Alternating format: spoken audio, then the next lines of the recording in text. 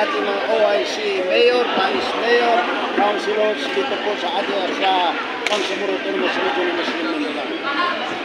Sir, sa tingin po ninyo, ano yung mga hamon ngayon na kakaharapin? Napakalaki ang hamon para sa kanila. Unang-una, ito pa ang first time na patayo nila itong gobyerno na ito. Alam natin lahat ang pag-umpisa lahat sa kanila lahat. May katulad na dati na magpasok ka lang sa bahay kung baka sa bahay. Ngayon, gagawin mo pa, lahat ng structure gagawin mo pa, ang mga policy direction gagawin mo pa, at yun ay isang malaking hamon para sa kanila. Sir, knowing po na mga MILF commanders po, yung mga karamihan sa mga naitalagang official. Sir, are you saying na paghahanda na rin po ito para sa 2025 election? Alam po ninyo kasi alaman natin itong Bangsamoro ito ay alam natin na isang MILF-led government at natural lamang po na ang ating mga kasamahan sa MILF, sa United Bangsamoro Justice Party, sa ating po sa Bangsamoro Islamic Armed Forces.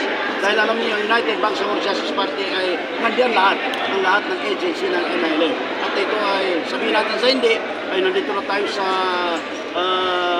governance, dito na tayo sa panggobyerno, ay ito rin ang daan na kung saan ma-implement itong usaping pangkapayapaan na nabuo ng ating gobyerno ng Pilipinas at ang Islamic Liberation Front ay magkaroon po ng political structure tulad nito.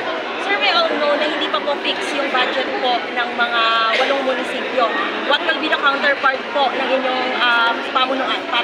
Base po sa bill natin pinasa noon at naka-allocate po tayo ng not less than 2.5 billion a month bawat po isang munisipyo. But our MILG have pronounced that bibigyan ng 50 million ang bawat munisipyo isang taon. So ibig sabihin more than 4 million a month. Ano may papayon niyo sa mga bagong OIC? Good luck sa kanila.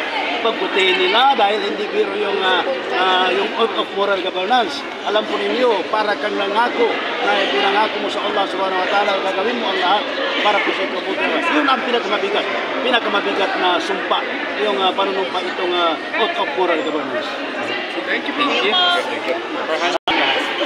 Maraming salamat, MP.